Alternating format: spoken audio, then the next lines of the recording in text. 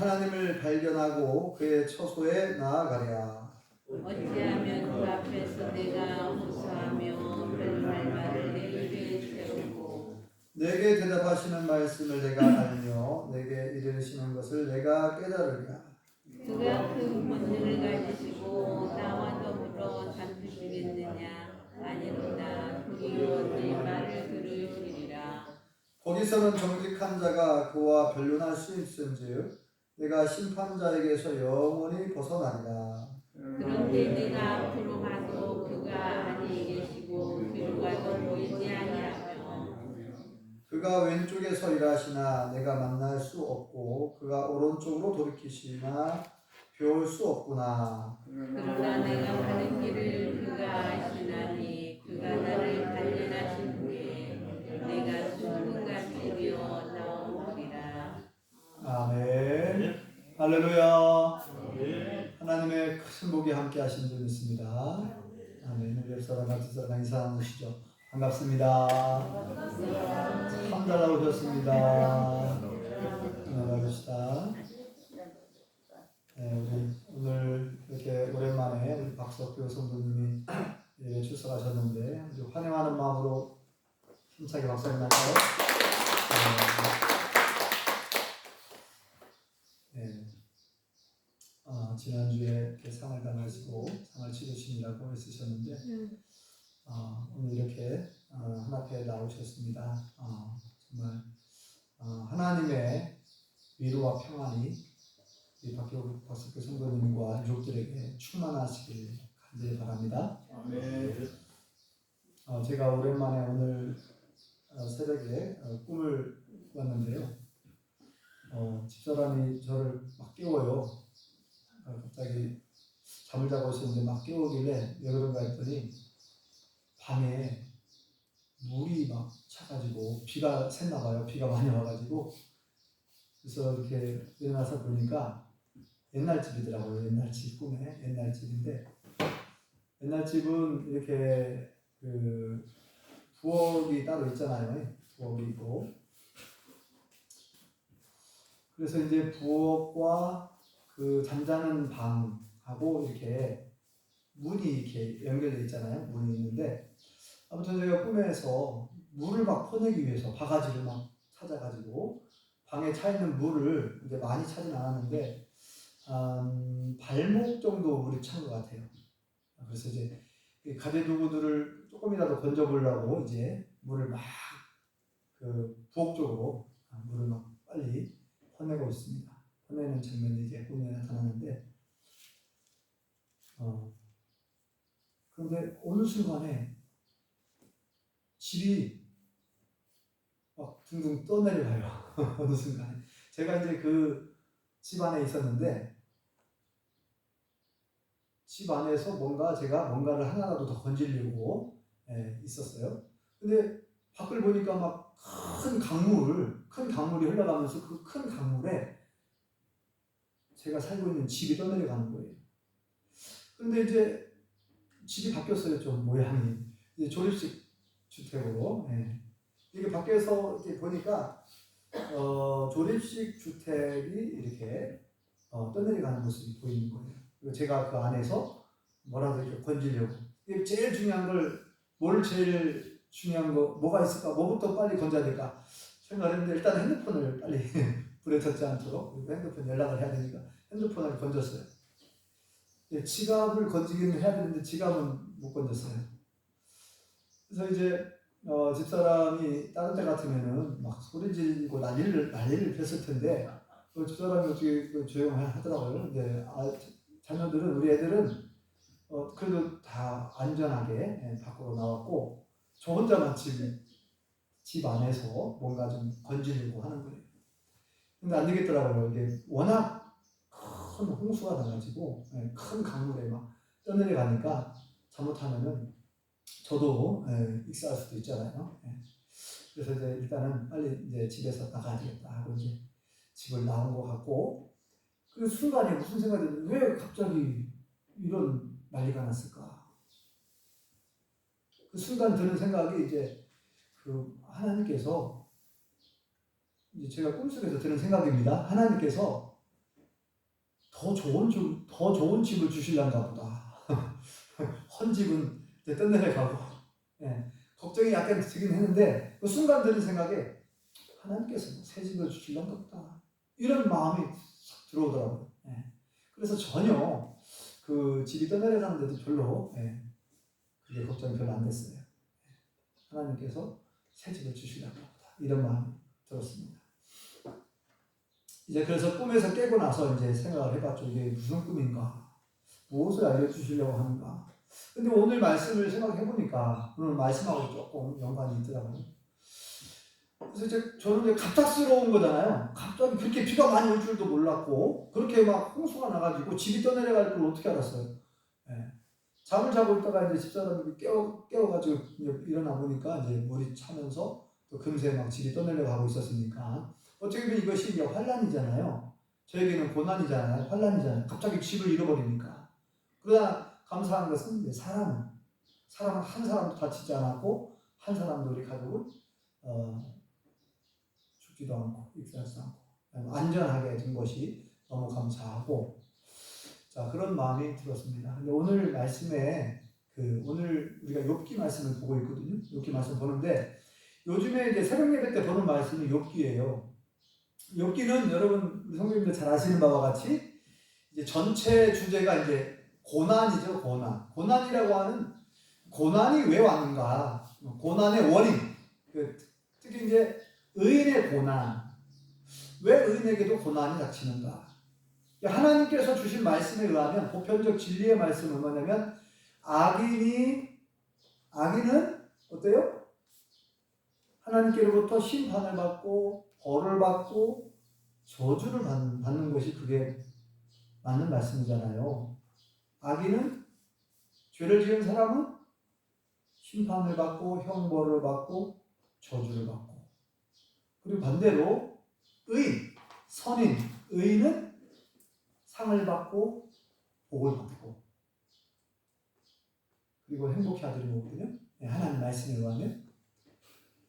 근데 욥기에서 보면 욥은 좀 상황이 다르죠. 욥은 욥기 전체 내용은 욥이 세 가지인데 욥이 첫 번째 욥이 고난 받는 내용이 나오죠. 환난을 당하는 내용. 그 다음에 두 번째는 욥의 친구들이 찾아와가지고 욥과 변론하는 내용이 나와요. 그 내용들이 이제 거의 대부분을 차지하죠. 욥의 세 친구들 그리고 엘리후까지 합치면 4명인데 4명이 욥과 계속 변론을 합니다. 논쟁을 해요. 그 다음에 마지막 세 번째 내용은 하나님께서 개입하시죠. 하나님께서 나타나셔서 모든 문제를 다 해결해 주시는. 그동안에 궁금했던 거라든지 답답했던 거 이런 것들이 다 해소가 되고 하나님께서 이제 욥을 손을 들어주시죠. 그리고 하나님께서 다시금 욥에게 2배의 복을 주시는 내용, 마지막 내용이 욥이 회복되는 내용이 기록되어 있어요. 42장까지. 자, 그런데 오늘 이제 오늘 말씀을 보면은 이제 앞에 부분에 보면은 욥의 친구들이 계속 주장하는 내용이 뭐냐면은 욥, 네가 이렇게 고난을 당하는 것은 네가 죄를 지어서 악을 했기 때문에 하나님께서 심판받고 벌을 받는 것이 아니냐. 욥의 세 친구들의 주장은 그거죠. 그러니까 우리가 참 욥이 당한 고난을 생각해 보면 정말 상상을 초월하죠. 너무나 끔찍한 고난이잖아요. 정말 너무나 이해할 수 없고 너무나도 심각하고 너무나도 엄청난 큰 시험이죠. 크게 2번에 걸쳐서 시험이 찾아오는데 물론 이제 하나님의 허락하에 그 시험이 주어지죠. 하나님의 허락하에 시험이 주어지는데 어느 날 하나님께서 천상에서 천사들이 있고 또 사탄이 있는데 사탄에게 그렇게 하나님께서 말씀하세요. 자랑을 합니다. 욥을 자랑을 해요. 네가 세상을 두루 돌아보아 살펴보고 왔느냐? 네, 제가 여기저기 다 살펴보고 왔습니다. 내 종 욥을 주의하여 보았느냐? 세상에 욥과 같은 사람이 없다. 욥은 하나님을 경외하고 참 욥은 의로운 삶을 사는 정말 의로운 사람이라는 거예요. 욥은 정말 너무나도 착하고 의롭고 진실하고 하나님을 경외하는 사람이고 이런 사람이라고 하나님 막 자랑을 해요, 욥을. 그러니까 사탄이 거기에 대해서 반론을 드려야죠. 아이고 하나님 하나님께서 욥을 욥에게 그렇게 많은 복을 주셨으니까 당연히 욥이 하나님을 사랑하고 하나님을 경외하고 하나님을 경배하지 않겠습니까? 만약에 욥에게 있는 재산을 하나님 거둬가 보세요. 욥은 아마 반드시 하나님을 원망하고 불평하고 하나님을 저주할 겁니다. 아니라는 거. 그러면 내가 욥의 재산을 너에게 네 마음대로 해보라는 거예요. 내가 그거 허락하겠다. 다만 그의 몸에는 절대 손을 대지 마라. 그렇죠? 그래가지고 이제 욥이 당대에 동방의 큰 부자였죠. 낙타, 또 소, 양, 염소 수천 마리 어마어마한 재산을 가지고 있었어요. 종들이 10명이 넘고 자녀들은 10명 있었고요. 자녀들은 10명 있었고 종들도 셀 수 없이 남았다 그랬어요. 머슴들이. 근데 어느 날 갑자기 막 도둑대가 막 와가지고 도둑대들이 와가지고 막 재산을 빼앗아가고 또 갑자기 막 태풍이 불어가지고 욥의 자녀들이 음식을 먹고 이렇게 있는데 집이 무너져버렸어요. 갑자기 기둥이 무너지면서 집이 와르르 무너져가지고 10명의 자녀가 한꺼번에 사망했어요. 얼마나 큰 충격입니까? 얼마나 큰 시험입니까? 보통 사람 같으면 하나님이 안 계시다고, 하나님 계시면 어떻게 이런 일이 일어날 수 있냐고, 하나님을 원망하고 하나님을 욕하고 하나님을 저주하고 하나님을 떠났을 것 같아요. 근데 우리가 아신 바와 같이 욥은 이 일로 인해서 원망하거나 불평하지 않았다 그랬죠. 주신 자로 여호와시요 취하신 자로 여호와시요 나는 다만 여호와를 찬양할 뿐입니다. 오히려 여호와를 찬양하는 정말 엄청난 믿음을 가지고 있었죠. 자, 첫 번째 시험에 합격을 했어요. 그런데 이제 두 번째 또 이제 사탄이 또 이렇게 반론을 제기합니다. 그러니까 이제 하나님께서 그래 그러면 욥의 몸에 질병을 허락을 해요. 다만 그 생명은 절대 해할 수 없다. 하나님께서 정한 테두리 안에서 사탄은 이제 시험하는 건데요. 욥의 이제 건강에 문제가 생기죠. 그냥 온몸에 그런 악성 피부병 종기 같은 것들이 나가지고 온몸이 가렵고 너무 힘든 거예요. 온몸이 너무 가렵고 힘들어요. 욥의 아내도 차라리 당신은 이런 일을 겪고도 하나님을 예배하고 하나님을 경배하겠습니까? 차라리 하나님 욕하고 죽으시오. 욥의 아내가 너무 이제 욥의 아내가 충격을 받고 화가 나니까 이제 그렇게 그런 말을 했습니다. 근데 욥의 아내에게 너는 당신은 참 어리석은 자와 같다. 어리석은 자의 말과 같다. 그러면서 욥은 그런 일을 겪었는데도 하나님을 원망하거나 불평하지 않았죠. 물론 이제 이 고통이 길어지잖아요. 최소한 수개월, 2, 3개월 이상 길어져요. 이 고통이. 그러니까 욥이 이런 몸에 그런 악성 피부병이 발하니까 너무나 가렵고 또 고통도 있고 잠을 잘 수가 없어요. 밤에 잠을 잘 수가 없어서 눈물도 나고 정말 얼마나 그 고통의 무게가 큰지 바닷가의 모래알의 무게보다 더 크다는 거예요. 자기의 고통이 그렇게 표현했을 정도로 우리가 이미 새벽 때 말씀 보았지만 욥이 얼마나 힘들었는가 상상을 초월합니다. 욥과 같은 그렇게 큰 고통과 그런 시험과 혼란을 겪은 사람은 아마 거의 없을 거예요. 욥이라고 하는 사람은 아브라함과 같은 동시대 인물로 그렇게 알려져 있어요. 아무튼 이렇게 욥이 그런 고난을 겪고 고통을 당했는데 그 고통이 길어지니까 욥도 사람이기 때문에 이제 막 제정신이 아니에요. 이제는 막 하나님을 원망했다가 또 자기가 태어난 날을 저주했다가 탄식했다가 막 왔다 갔다 합니다. 예. 하나님을 신뢰했다가 또 하도 이제 옆에 친구들이 너 빨리 회개하라는 거예요. 너 이렇게 큰 환난을 당하고 고난을 당하는데 이거 하나님께서 너를 지금 심판하는 거 아니냐. 옆에 친구들의 주장은 그거예요. 계속 요비 네가 이렇게 고난당하고 고통을 당하는 것은 이것은 결과가 말해준다는 거죠. 결과가 말해주는 거 아니냐는 거죠. 원인이 있었기 때문에 결과가 있는 거 아니냐. 인과응보라고 하는 그런 사상으로 계속 욥을 계속해서 욥을 판단하고 평가하고 정죄하고 있는 거죠. 욥은 아무리 생각해봐도 내가 하나님께 벌을 받을 만한 죄가 생각이 안 나는 거예요. 나는 하나님 앞에 온전한 삶을 살았고 의로운 삶을 살았고 정직한 삶을 살았고 진실한 삶을 살았는데 내가 하나님께 형벌받을 만한 하나님께 고난을 당할 만한 이런 죄가 생각이 안 나는 거예요. 나는 죄를 지은 적이 없다는 그런 형벌받을 만한 죄를 지은 적이 없다는 거예요. 욥의 주장은. 오늘 말씀에도 보면은 욥이 너무너무 답답한 거예요. 하나님이 좀 내가 정말 할 수만 있으면 하나님의 존전에 하나님의 면전에서 하나님이 계신 그 처소에 가서 따지고 싶다는 거예요. 하나님께 물어보고 싶다는 거예요. 하나님 도대체 왜 나에게 이런 고난을 허락하신 겁니까?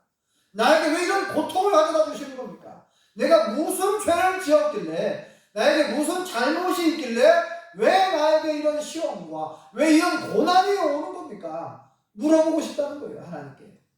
그런데 하나님께서 대답을 해주지 않으니까 침묵하고 계시는 거예요. 하나님께서. 너무 답답한 거예요. 그래서 여기 보니까 그런 표현을 씁니다. 3절에 보면은 내가 어찌하면 하나님을 발견하고 그의 처소에 나아가랴. 내가 어떻게 하면 하나님을 발견하고 하나님을 찾아 발견하고 그 하나님이 계신 그 처소에 가서 하나님이 계신 그곳에 가서 내 소원을 좀 내가 하소연하고 싶다는 거예요. 내가 좀 질문을 하고 싶다는 거, 물어보고 싶다는 거예요. 하나님께 따져보고 싶다는 거죠. 이해할 수가 없다는 거죠. 그러니까 우리에게도 마찬가지죠. 오늘날에 욥이 정말 이해할 수 없는 고난과 이해할 수 없는 고통을 겪었어요. 근데 오늘날에 우리의 삶 속에서도 우리의 인생살이에서도 이해하기 어려운, 내가 감당하기 어려운, 내가 이해하기 어렵고 정말 풀리지 않는 그런 의문이 들고 이해할 수 있는 고난과 고통이 우리에게 찾아올 수 있습니다. 우리 박석규 성도님이 이렇게 오늘 참석하셨는데 우리 성도님들 다 아시죠? 아시는 분들 우리 부인 되시는 이금환 씨께서 10년 가까이 이렇게 유사 상태에 계셨어요. 그래서 이제 병간호하시고 수발하시느라고 우리 박석규 성도님이 너무너무 정말 고생을 많이 하셨습니다. 말로 다 할 수가 없죠. 그걸 겪어보지 않은 사람은 알 수가 없어요. 그 10여 년 동안 겪으신 수많은 일들, 어려운 일들, 고난, 고통, 정말 말로 다 할 수 없는 어려움을 겪으셨죠. 저도 이제 여기 온 지 2년 가까이 되는데 제가 이제 박석규 선생님을 생각할 때 그런 기도하면서 그런 매일 새벽마다 저녁마다 기도를 하고 있었지만 그 저는 의문이 안 풀리는 거죠. 하나님께서 왜 박석규 선생님에게 그런 고난을 허락하셨을까? 하나님은 왜 그런 고통을 허락하신 건가? 언제까지 그런 고통을 지금 주시려고 하는가? 무슨 뜻이 계신가? 하나님의 어떤 계획과 어떤 섭리, 어떤 뜻이 있으신가? 잘 모르겠더라고요. 기도해도. 하나님께서 바로 안 가르쳐 주셔가지고, 물론 이제 언뜻 생각나는 것들은 있는데,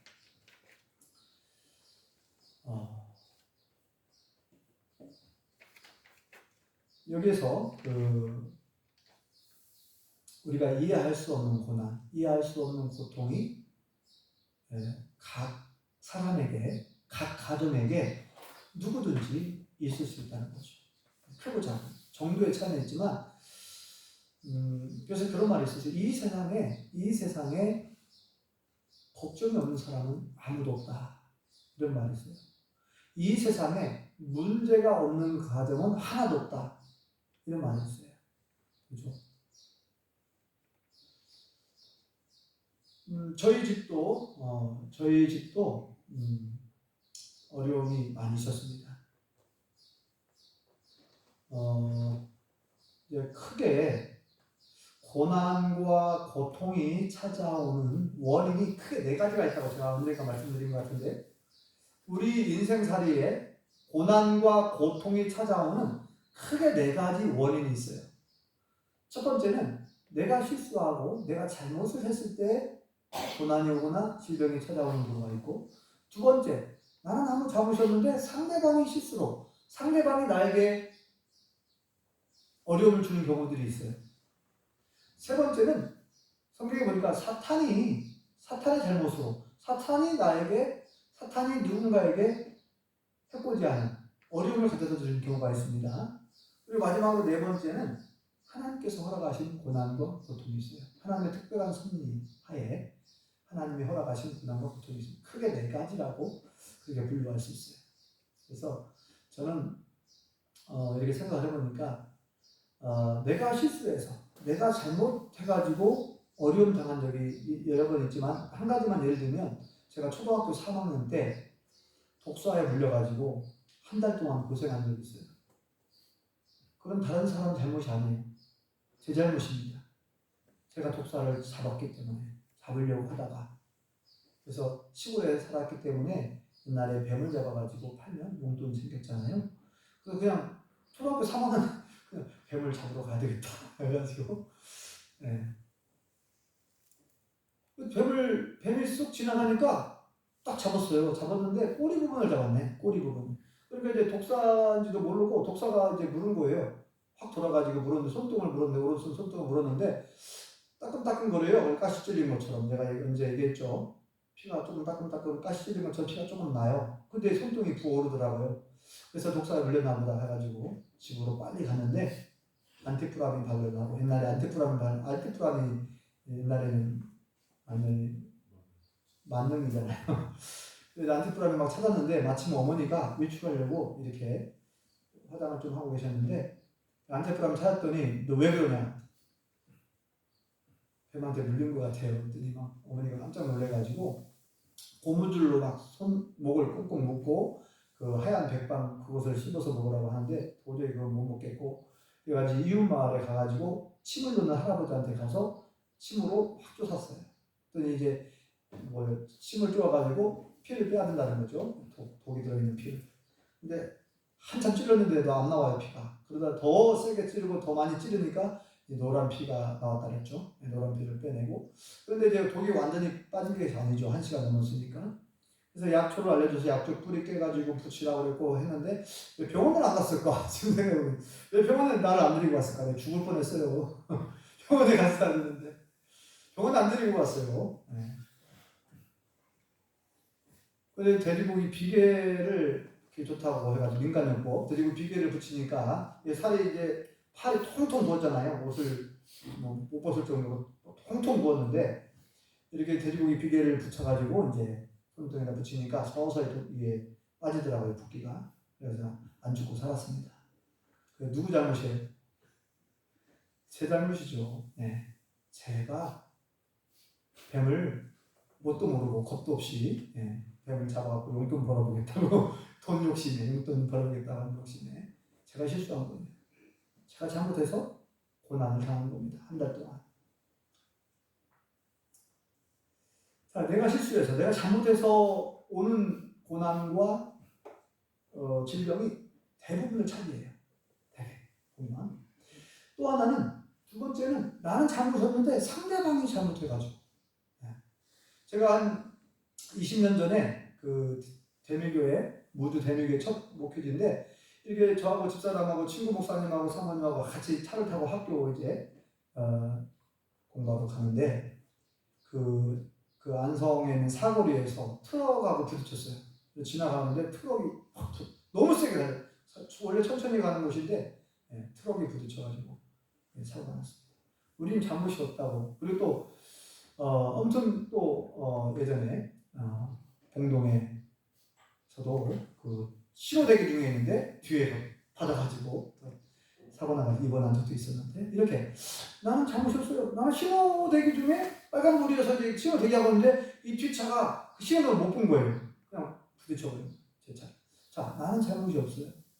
상대방 때문에, 다른 사람 때문에 이런 어려움을 겪기도 합니다. 또 세 번째, 사탄이 시험을 가져다 주는 경우가 있죠. 사탄이 나를 힘들게 하는 경우가 있어요. 네 번째는 잘 아다시피 하나님의 허락하에, 욥 같은 경우에는 하나님의 허락하에 주어진 사탄이 그에게 시험을 준 거죠. 하나님의 허락하에, 하나님의 특별한 섭리하에서 이런 고난을 겪는 경우가 있습니다. 그런데 욥은 지금 잘 모르겠다는 거죠. 왜 나에게 이런 시험이 오는가? 우리는 욥기서 전체를 통해서 알잖아요. 근데 욥은 시험을 당하고 있는, 고난을 당하고 있는 욥은 모르는 거예요. 내게 왜 이런 고난이 왔을까? 나에게 왜 이런 고통을 가져다 주셨을까? 답답하고 힘든 거죠. 그래서 좀 하나님께서 대답을 해주시면 좋겠다는 거예요. 근데 아직 침묵하고 계십니다. 하나님께서. 그래서 이런 표현을 써요. 8절과 9절을 보면은 그런데 내가 앞으로 가도 그가 아니 계시고 뒤로 가도 보이지 않는다.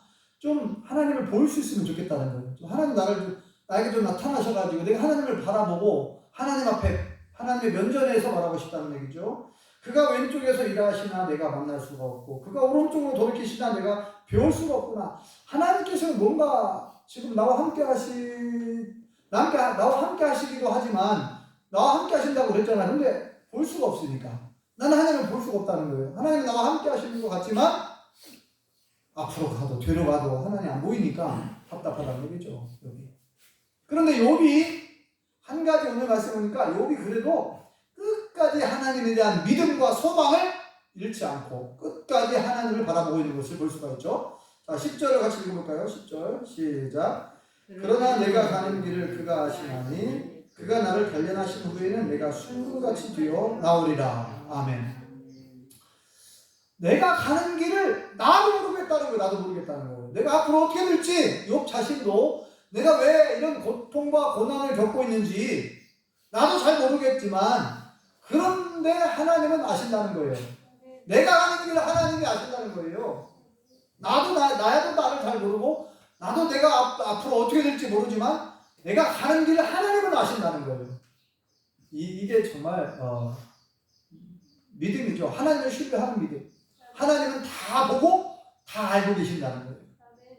내가 어떠한 사람인지, 내가 어떠한 삶을 살아왔는지, 내가 과거에 하나님 앞에 고난을 당할 만한, 하나님 앞에 형벌받을 만한 어떤 죄를 지었고 악을 행했는지, 그렇지 않았는지.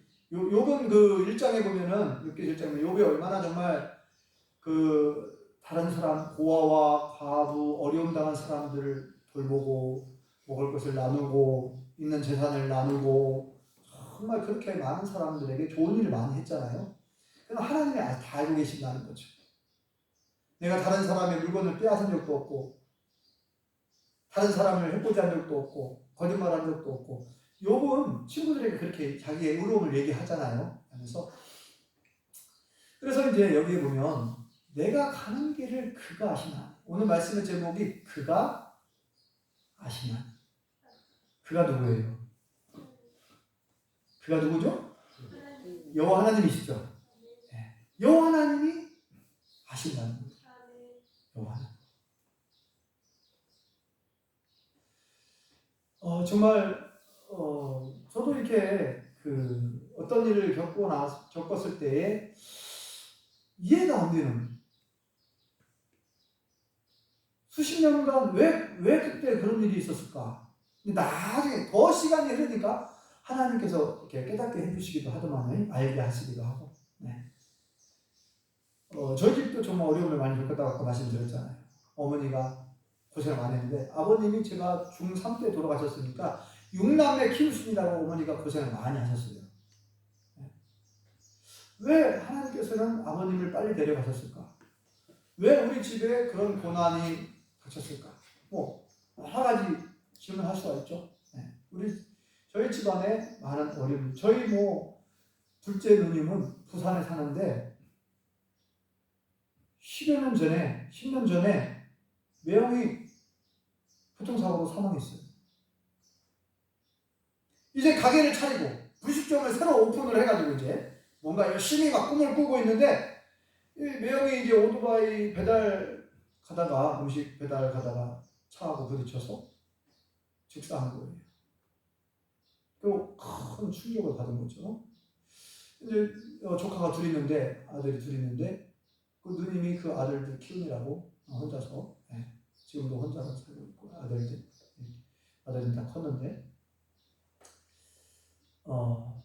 그런 일들을 겪었는데, 왜 그런 일이 났을까? 잘 모르겠어요. 그 매형이 불교 신자거든요. 그럼 하나님께서 좀 오래 살게 하셔갖고, 제가 더 열심히 전도해가지고 예수님 믿게 하면 되잖아요. 그래서 제가 드는 생각에 전화할 때마다 제가 전도하고 그랬거든요. 근데 예수님 안 믿고 죽었단 말이죠. 예수님 안 믿고 죽었으니까 성경대로 보면은 천국을 들어갈 수가 없어요. 안타깝죠. 근데 왜 하나님께서 매형을 빨리 데려가셨을까? 우리는 다 알 수가 없어요. 하나님의 계획과 뜻을 다 알 수 없어요. 그런데 오늘 말씀을 보면은 그가 아신다는 거예요. 나는 모르지만 하나님은 다 알고 계신다는 거예요. 내가 다 내 상식과 내 경험과 내 지식을 동원하고 내 생각, 내 머리로 다 할 수가 없어요.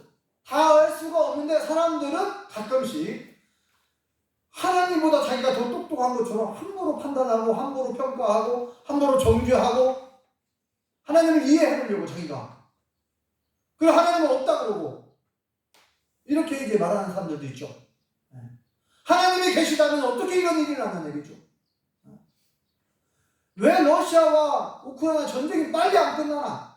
하나님께서 그런 말도 들더라고요. 하나님께서 이 러시아 대통령 푸틴을 빨리 제거해버리면은 전쟁이 빨리 끝날 텐데, 이 전쟁이 지금 몇 개월 3개월인가요? 지금?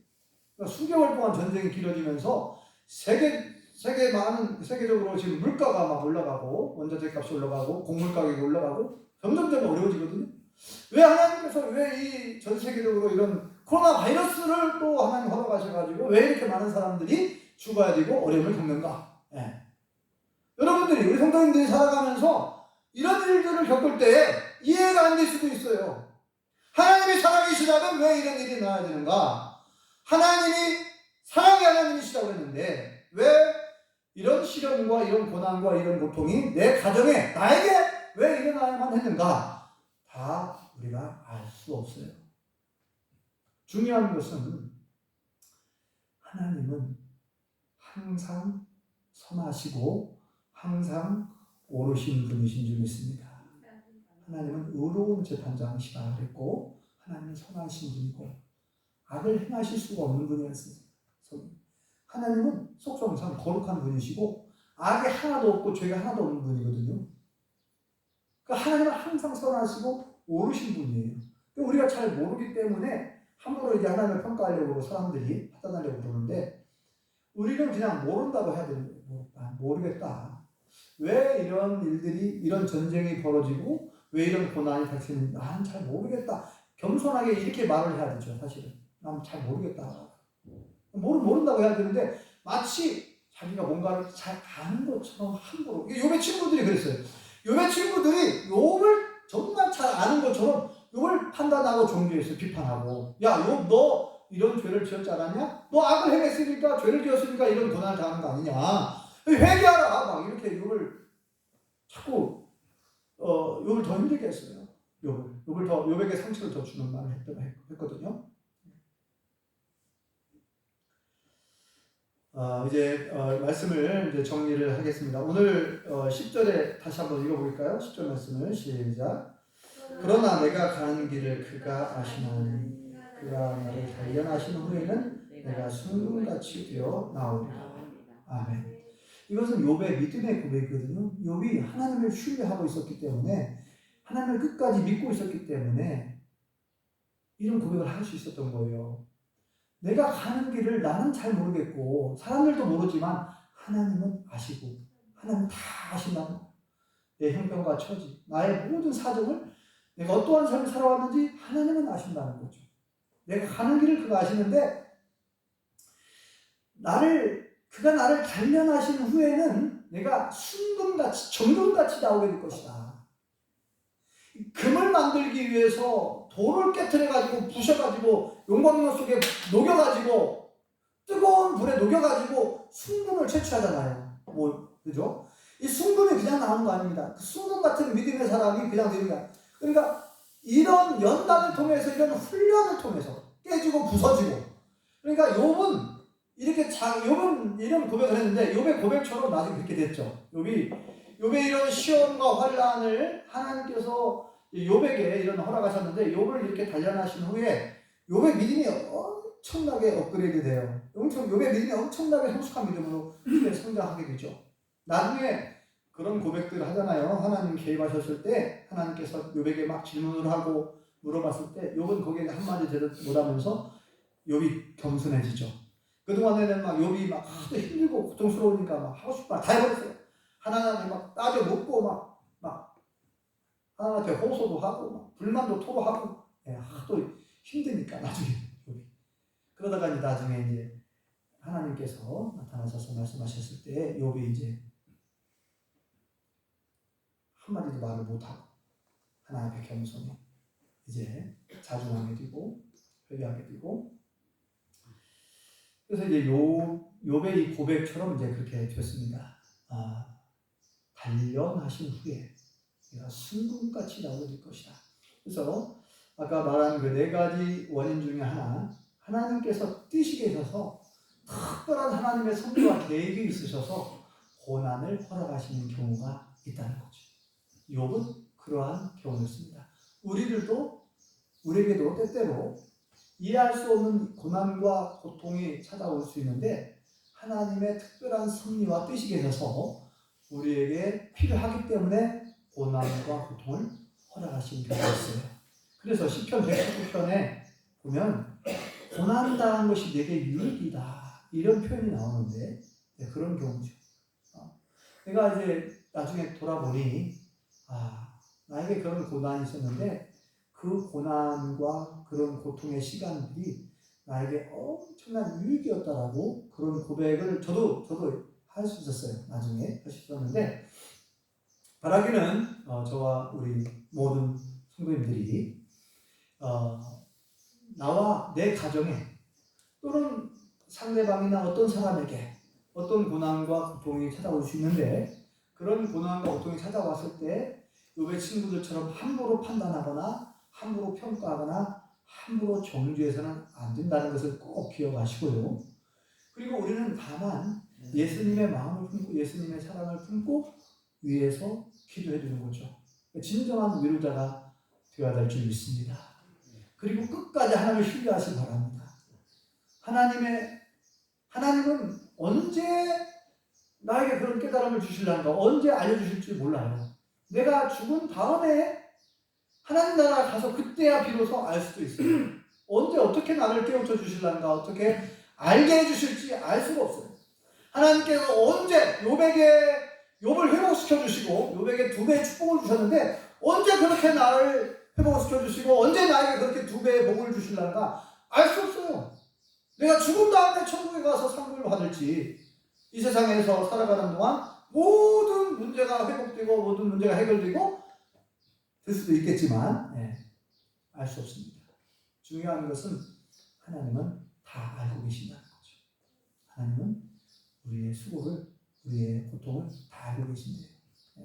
이 말씀으로 위로를 받으시고 하나님을 끝까지 신뢰하시고 하나님을 의지하시고 기도하시고 믿음으로 승리하실 수 있기를 예수님의 이름으로 축원합니다. 기도하겠습니다. 여호와 하나님, 오늘 욥이 고난을 당하는 가운데 욥의 친구들이 욥을 정죄하고 판단하면서 욥은 더 고통스럽고 더 힘든 시간들을 보내고 있었는데 오늘 말씀에 정말 하나님의 면전에서 하나님께 물어보고 싶고 하나님 앞에 호소하고 싶고 하나님께로부터 대답을 듣고 싶지만 하나님은 침묵하고 계셔서 너무나 힘들고 너무나 고통스럽다라고 고백하는 걸 보았습니다. 그러나 나의 가는 길을 그가 아시나니 그가 나를 단련하신 후에는 내가 순금같이 나오리라 믿음의 고백을 하는 것을 보았습니다. 우리가 살아가면서 욕과 같이 이해할 수 없는 고난, 이해할 수 없는 고통들이 나에게 우리 가정에 찾아올 수 있겠지만 낙심하지 말고 절망하지 말고 욕과 같이 그런 믿음의 고백을 할 수 있기 원하오니 우리에게 큰 믿음을 허락하여 주시옵소서.